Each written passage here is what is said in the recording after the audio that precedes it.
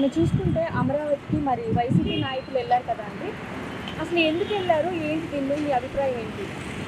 వాళ్ళు అమరావతికి ఆనాడు 3 రాజధానులు అని చెప్పేసి 3 ముక్కలని చెప్పేసి అమరావతి మహిళలకి ఎంత కించపరిచినట్టు మాట్లాడేసి అమరావతి మహిళల మీద రాళ్ల దాడులతో కాదు వాళ్ళు బూటు కాళ్ళతో కొట్టించేసి అమరావతి మహిళ ఒక గర్భిణీ మహిళకి పొట్ట మీద కొడితే ఆ గర్భిణీ మహిళ అవార్షణైన ఆ రోజులు గుర్తు తెచ్చుకోవాలి. అమరావతి గురించి మాట్లాడటానికి నైతిక విలువ లేని వాళ్ళు ఈ వైసీపీ ప్రభుత్వం, ఈ వైసీపీ వాళ్ళు. ఎందుకంటే వైసీపీలో ఆనాడు ఏ అరాచకాలు చేశారు, అదే ఎస్టీ ఎస్సీకి సంఖ్యలు వేసి తీసుకెళ్ళిన రోజులు గుర్తు చేసుకోవాలా. ఇలా మాట్లాడుతున్నాడు అమ్మడి రాంబాబు, మీరా గుండాల్ని పెట్టారన్నారు. ఈ ఏది కారు మీద రాళ్ళు ఇసిరేసుకొని వాళ్ళ మనుషులతోనే వాళ్ళు ఇసిరేసుకొని అమరావతి వాళ్ళ మీద మీరు ఏదో బురద చల్లాలని చూసినా కూడా అమరావతి మహిళలు, అమరావతి మనుషులు మీకు అడుగు పెట్టకుండా చేశారంటే అది అమరావతి వాళ్ళు ఉన్న విలువ అని మీకు గుర్తు చేస్తున్నాము. ఎందుకంటే ఈ అమరావతి కాదు, ఈ రాష్ట్రం గురించి చెప్పే అర్హత లేని వాళ్ళు మీరు. ఒక బాధ్యత అంటే ఒక బాధ్యతగా ఎప్పుడన్నా ఏ రోజన్నా ఒక మహిళ గురించి కానివ్వండి, ఒక మంచి మనిషి గురించి కానివ్వండి, ఒక నాయకుడి గురించి కానివ్వండి ఎక్కడన్నా మీరు మాట్లాడారా? ఎంతసేపు అమరావతి కాదు, అది కమరావతి. అంటే కమరావతి అని మీరు పేరు పెట్టి అలా అమరావతిని ఏ రకంగా వెళ్ళారు మీరు? అందుకని మీకు ప్రజలు బుద్ధి చెప్పి పంపించారు.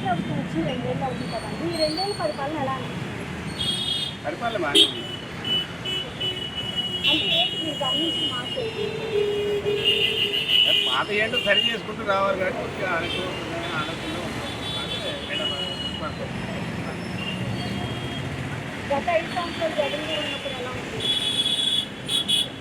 చెప్పింది ఒకటి చేసింది ఒకటిగా వస్తుంటాయి. కేంద్రపరంగా చేస్తున్నారు.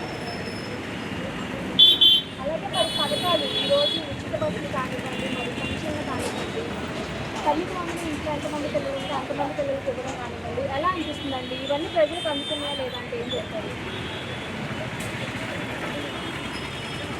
పథకాలు అన్నీ వస్తున్నాయా?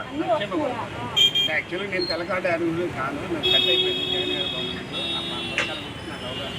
అంటే మీరు చూసే ఉంటారు కదా అండి, పెన్షన్లు ఇవ్వడం కానివ్వండి, అవి బాగానే ఇస్తున్నారు.